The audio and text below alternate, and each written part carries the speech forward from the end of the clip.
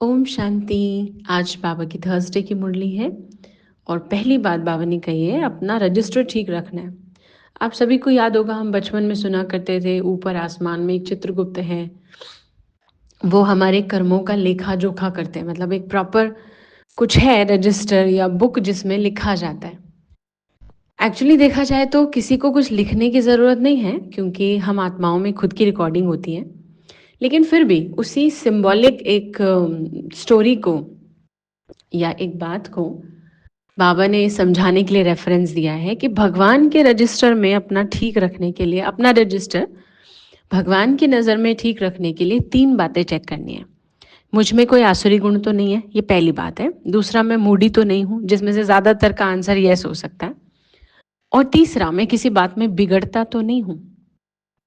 क्योंकि बहुत बार क्या होता है, हम जिस हिसाब से जी रहे हैं अभी, तो हमें हर चीज़ अपने अकॉर्डिंग होती हुई अच्छी लगती है।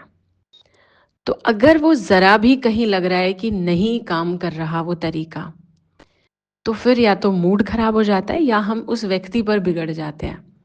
अब वो चाहे किसी काम को लेकर हो, कहीं जाना आना हो, अपने ही घर के बच्चे हों, तो बाबा कह रहे हैं आप अपने आप को चेक करिए।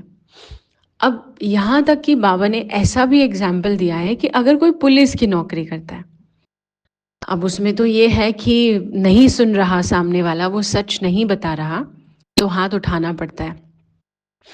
तो अब बाबा ऐसे तो नहीं कहेंगे कि हाँ छोड़ दो सब कुछ, ऐसे नहीं।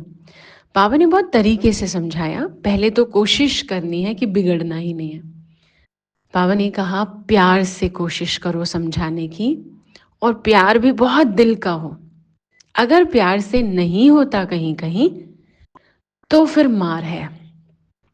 और ये भी क्यों है?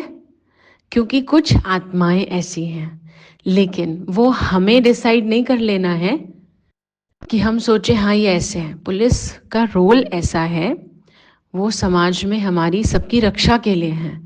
ऐसा नहीं कि हर एक को बाबा परमिशन दे रहे हैं कि अगर कोई प्यार से नहीं सुन रहा तो आप मार सकते हो।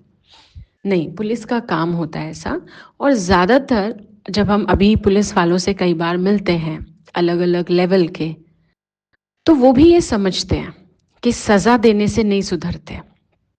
वो ये समझते हैं कि ज़्यादातर जो कैदी हैं या जो ज़्यादातर क्राइम कर रहे हैं, उनको प्यार से काउंसलिंग करके समझाया जा सकता है, शांति बनाकर। काफ़ी घर के मसले, जितने भी मैटर्स हैं जहाँ प्रॉपर्टी को लेके मारपीट हुई है, कहीं कुछ और बिगड़ गया है,